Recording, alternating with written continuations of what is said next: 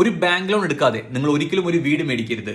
എന്തുകൊണ്ടാണെന്ന് അറിയാൻ ഈ വീഡിയോ ഫുള്ളായി കണ്ടോളൂ. ഇതുപോലെ ഇൻഫോർമേറ്റീവ് റീൽസിന് വേണ്ടി ഇപ്പൊ തന്നെ നമ്മുടെ പേജ് ഫോളോ ചെയ്ത് വെച്ചോളൂ. സപ്പോസ് നിങ്ങളുടെ കയ്യിൽ 1 കോടി രൂപയുണ്ട്. നിങ്ങൾ 1 കോടി രൂപയുടെ ഒരു പ്രോപ്പർട്ടി മേടിക്കാൻ പോകണമെന്നാണെങ്കിൽ നിങ്ങൾക്ക് 2 ഓപ്ഷൻസ് ഉണ്ട്. ഒന്ന്, 1 കോടി രൂപ ഫുള്ള് കൊടുത്ത് ആ സെറ്റിൽമെന്റ് നടത്താം. രണ്ടാമത്തെ ഓപ്ഷൻ എന്ന് പറയുന്നത് ഒരു 20 ലക്ഷം രൂപ ഡൗൺ പേയ്മെന്റ് കൊടുത്ത് റിമൈനിങ് വരുന്ന 80 ലക്ഷം രൂപ നിങ്ങൾ FD ആയിട്ട് ഇൻവെസ്റ്റ് ചെയ്യുക. എന്നിട്ടോ നമ്മൾ പ്രോപ്പർട്ടിക്ക് കൊടുക്കേണ്ട റിമൈനിങ് 80 ലക്ഷത്തിന് പകരം നിങ്ങൾ അവിടെ ഒരു ഹോം ലോൺ എടുക്കാൻ നോക്കുക.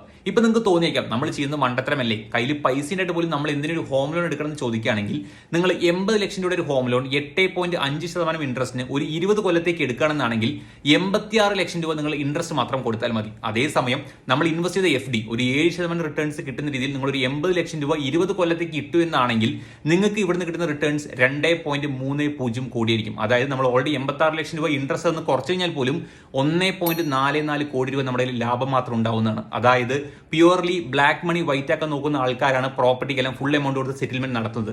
നിങ്ങൾ ആ കാറ്റഗറിയിൽ വരുന്നില്ല എന്നാണെങ്കിൽ you should take A home loan.